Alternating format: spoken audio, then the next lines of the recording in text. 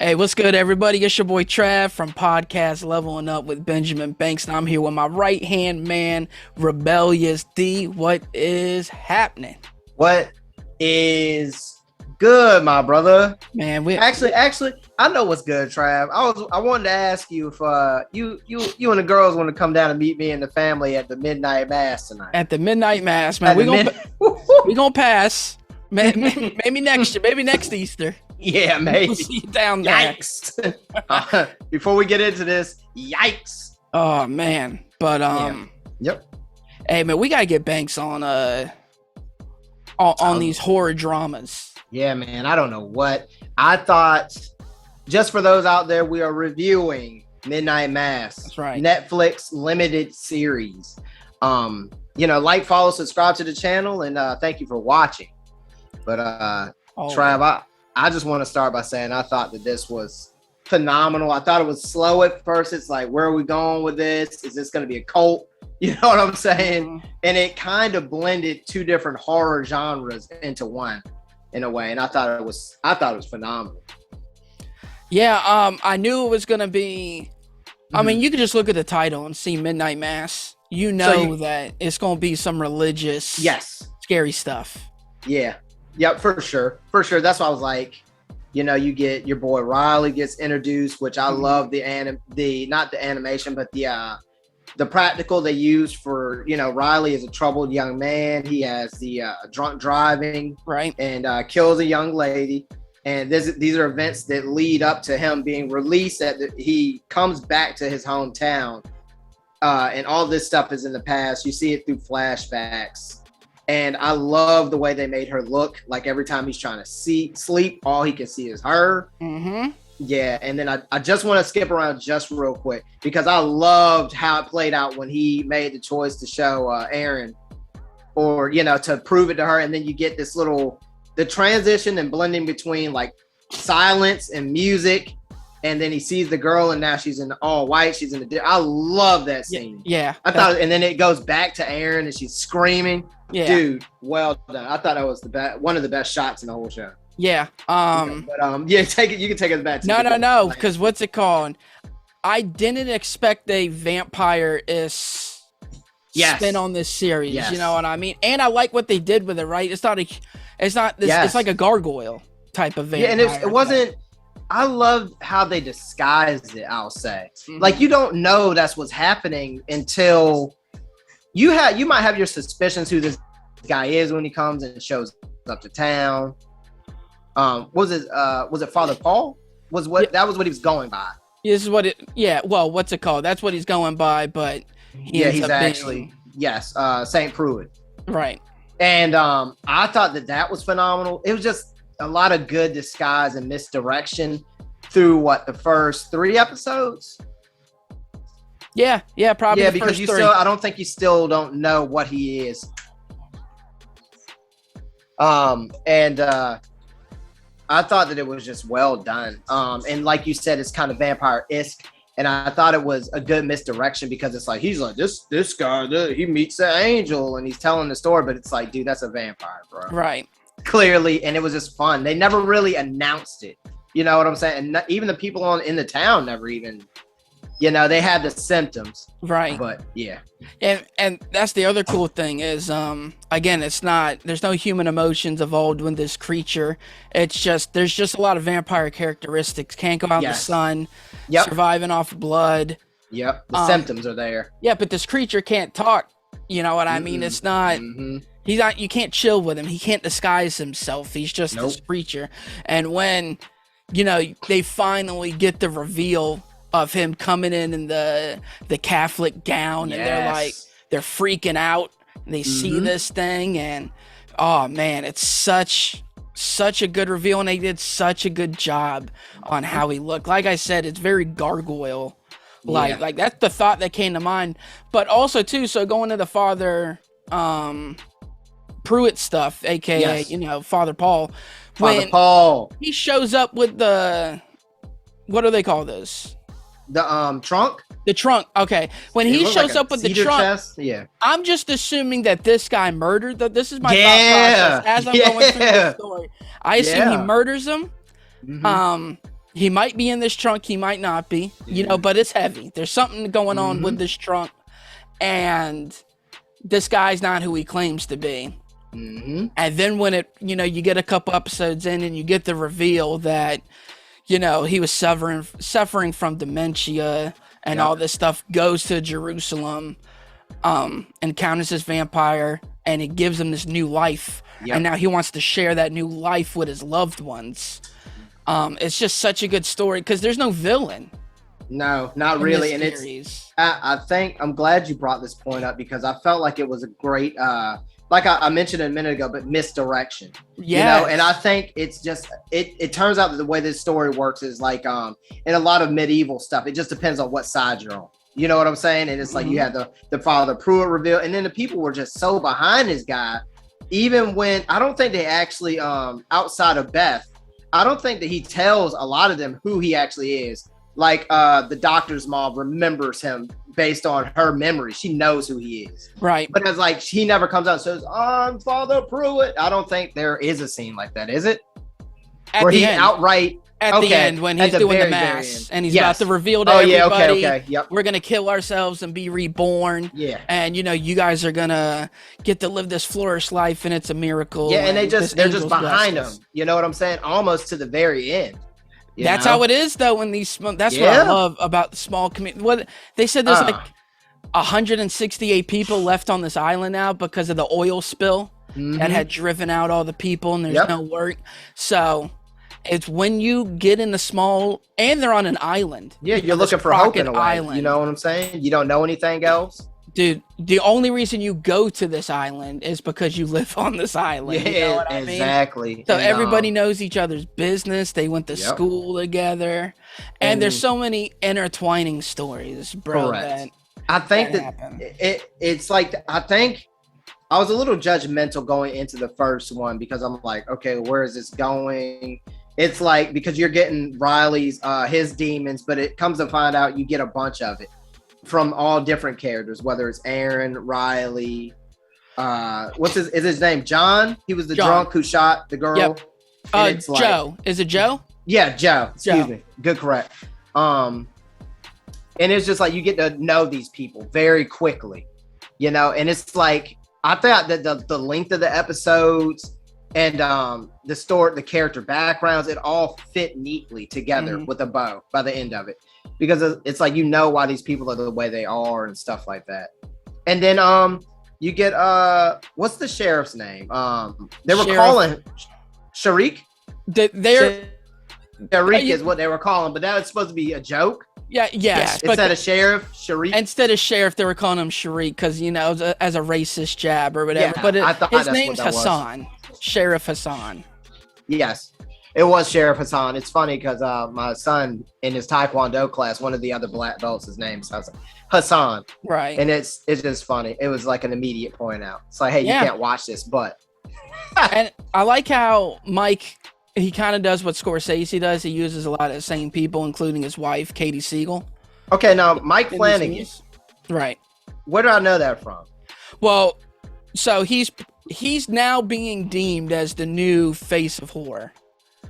But he got really hot from the other Netflix shows, Haunting of Hill House and then Haunting. Okay, that's where I knew the name. I saw it and I was like, I was just trying to remember on my own. He did Dr. Sleep. There we go. The sequel to The Shining. The Shining. Yep. So and then he's got that other movie with Katie Siegel too, Hush. Yep. And he's got some other Have you ever watched that one? Oh, Hush? Dude, it's so good. Oh, yeah, so good. For a limited, I love movies where they can get away with so much with just a few people. With two people? Yeah, because it's literally two. Yeah. Yeah, and I think it's the girl next door or something comes to check on her or her neighbor. There's like three people in the whole movie or something and that. Her name's Sarah, the chick in Hush that's checking on her. That chick is the annoying lady that is like the preacher's right hand woman. Oh, yeah. Beth. Is it Beth? Yeah, Beth. Bro, she is so annoying. Yeah, I was waiting for her when she was like, "You can go ahead and shoot." Yeah, I was yes. Yeah, dude. You already knew. And that shows you kudos to the actress because she made you hate her. Yes, her. And I want to give a shout out to my boy Father Paul. Yeah, because he killed it, bro. Dude, his acting killed it. And I don't know if you've ever seen the show with the chick from Seinfeld and Wanda Sykes, The New Adventures of Old Christine. It was like a sitcom that was on, but she played, I can't remember her name in real life. It's escaping me. The chick from Seinfeld, but he played her brother in the show. So that's where I know him from, and that's like a comedy type sitcom show.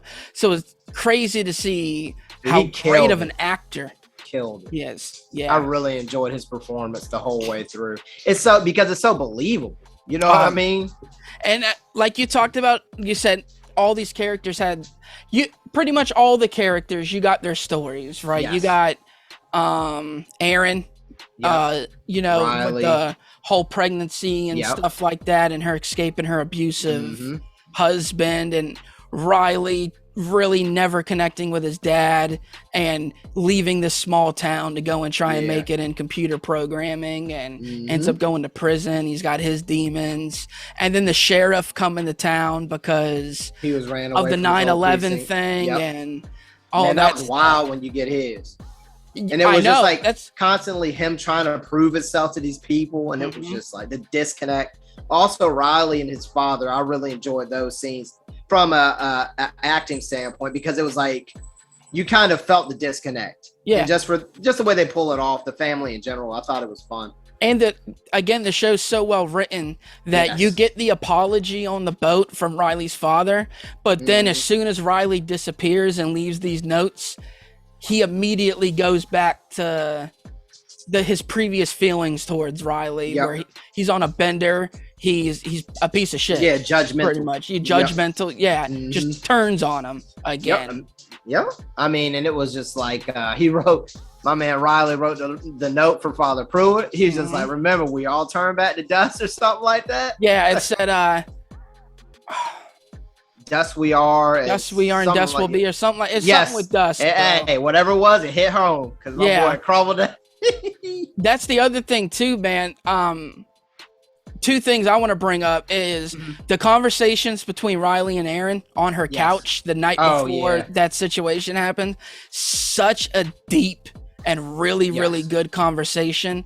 And then the ending when everybody's perishing. Yeah, and they come down to pasture. They have the monologue where you hear her voice talking like she's reading a letter over all the scenes happening. Yep. And dude, it's just she's such a good actress and describes some stuff. And then so the other thing too, the doctor's mom, she's de-aging, you know what I mean, as he's giving her the blood. She's going back to her, and she remembers him. It takes you back to your best time. Yeah, they're connecting.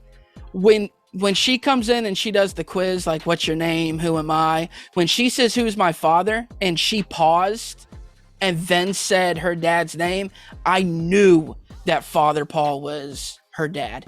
Immediately. I knew there was history between them, and she had to pause so she didn't slip up and say, this is your father.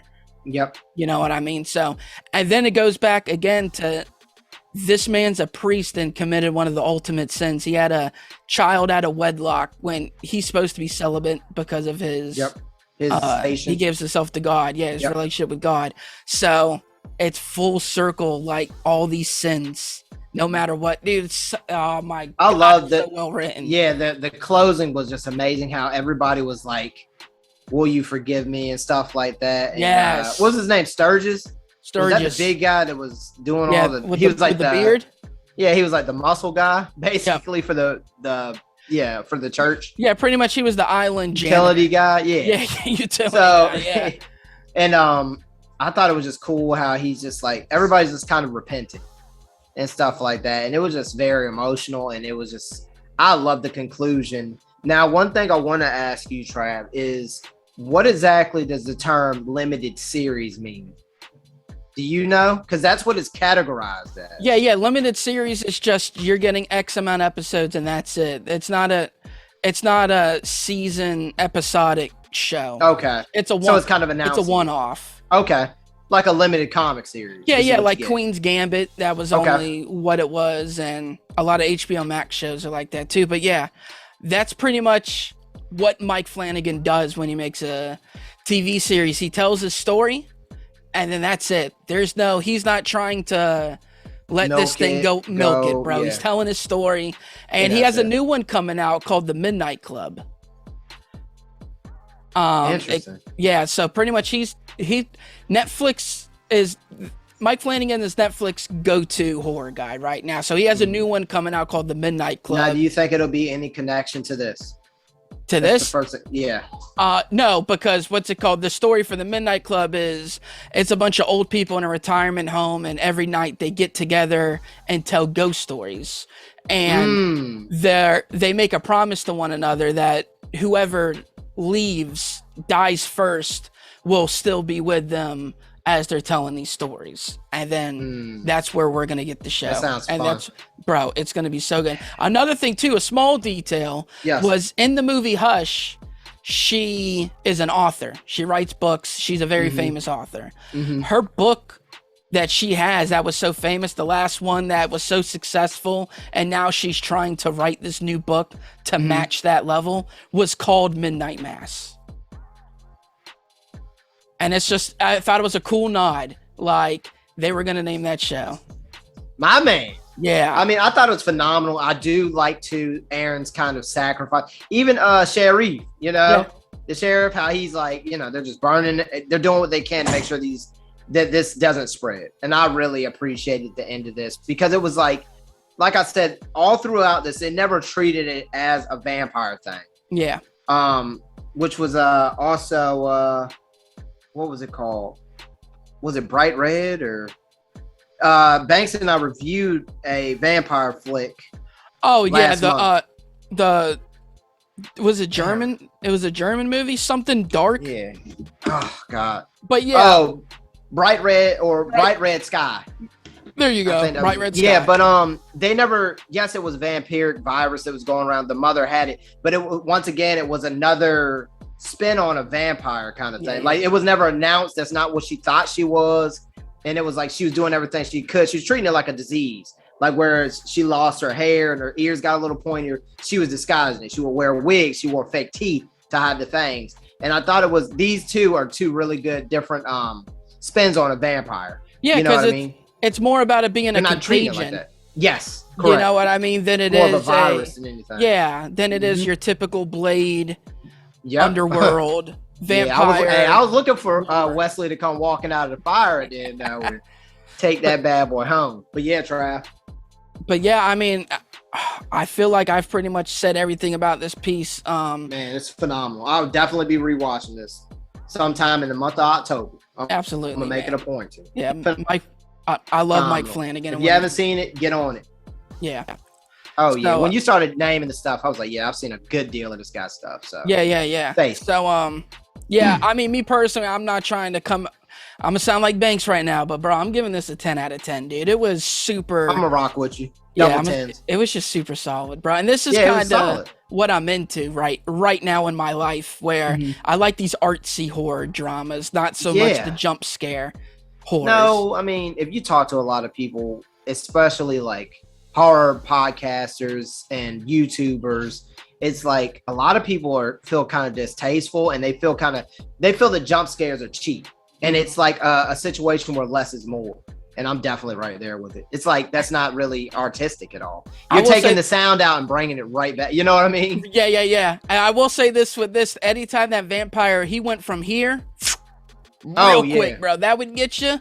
And then I will say, they got me one time with a jump scare in this. When they were hiding out in the house and Aaron was backed up against the window and they threw the Molotov cocktail. You don't see it till it literally comes right through the window, bro. Yep. And I was like, "Oh shit!"